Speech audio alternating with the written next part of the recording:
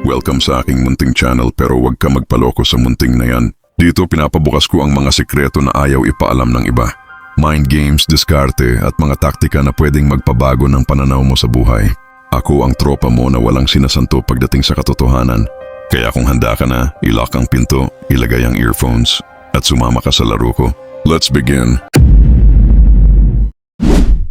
Kapag tinanong ka ng babae ng ganito, tapos tinanggap mo isa kang malaking bobo. Boss, real talk tayo ngayon.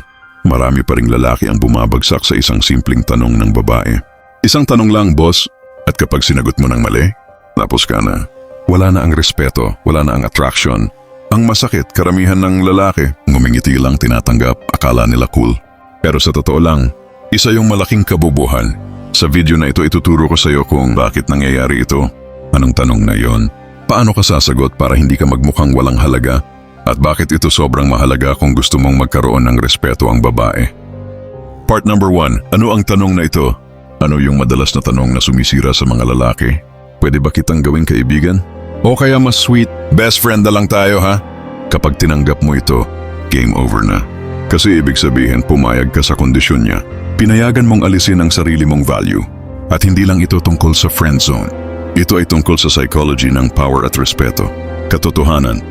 Kapag ikaw ang lalaki na hindi marunong magsabi ng hindi ako para sa ganun, automatic, babae ang magdidikta ng terms ng relasyon niyo.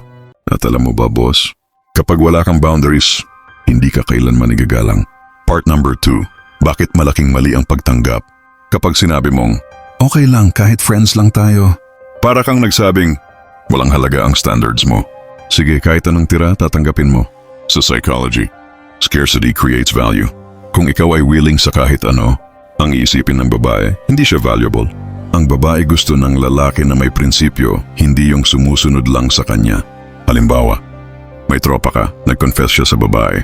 Sabi ng babae, sorry, hindi kita gusto, pero pwede tayong maging mag-best friend.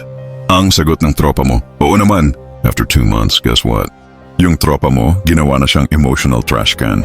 Lahat ng problema ng babae, sa kanya tinatapon. Pero hindi siya ang pipiliin sa huli. Part number 3. Ano ang dapat gawin? Kapag sinabi ng babae, pwede ba tayong maging magkaibigan na lang? Sagot mo dapat, sorry, hindi ako para sa ganun. Simple, direct, walang galit, walang sama ng loob. Kasi tandaan, you teach people how to treat you. Gusto mo ng respeto? Huwag mong ibaba ang sarili mo para lang manatili sa buhay ng isang tao na hindi ka pinipili.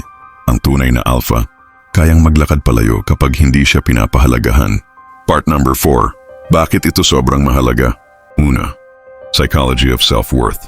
Kapag tinanggap mo yung offer na friends lang, subconscious iniisip mo, hindi ako sapat. At guess what?